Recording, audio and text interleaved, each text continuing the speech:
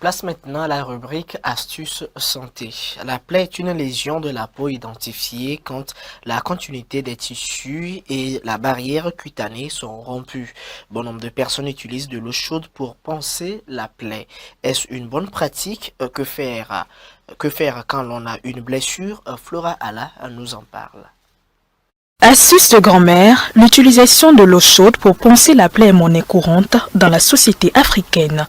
Est-ce une bonne pratique? Le spécialiste explique. En réalité, il n'est pas recommandé d'utiliser de l'eau chaude, de l'eau trop chaude pour pouvoir panser une plaie, parce que lorsque nous sommes en face d'une plaie par exemple, il y a des cellules qui entourent la plaie. Ces cellules-là, c'est des cellules qui sont censées des fois diriger même la cicatrisation de la plaie. Maintenant, en utilisant de l'eau chaude avec cette température risque de détruire ces cellules qui peuvent compliquer même la cicatrisation et donner lieu à des complications. D'abord, la qualité de l'eau que nous mettons en face de cette plaie est douteuse.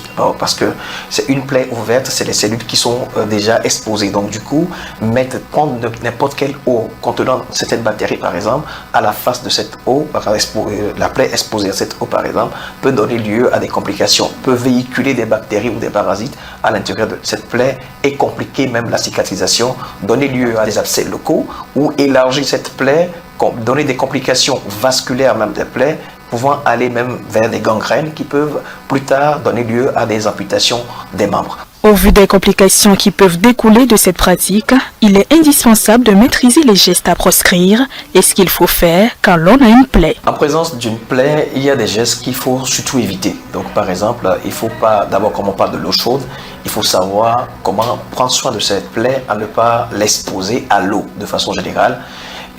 Et secondo, ne pas amener certaines astuces d'autres choses, d'autres pommades peut-être qui ne sont pas conseillées, qui ne sont pas conventionnelles à la surface de cette plaie-là, qui risque encore de masquer peut-être l'évolution de la plaie et de créer d'autres complications. Normalement, lorsque nous sommes en présence d'une plaie, la meilleure des choses qui est recommandée, c'est d'utiliser les antiseptiques, donc les antiseptiques pour pouvoir laver la plaie. Et ces antiseptiques souvent dirigent aussi la cicatrisation.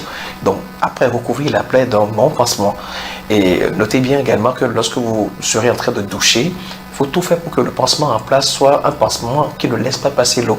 Donc ça doit permettre à ce que vous puissiez garder l'état de vos plaies assez intact pour mieux diriger la cicatrisation et avoir une guérison dans un temps beaucoup plus record. Certains types de plaies ne peuvent être traités à la maison selon le médecin généraliste. C'est pourquoi il conseille de se diriger à l'hôpital pour une meilleure prise en charge et le plus tôt serait le mieux.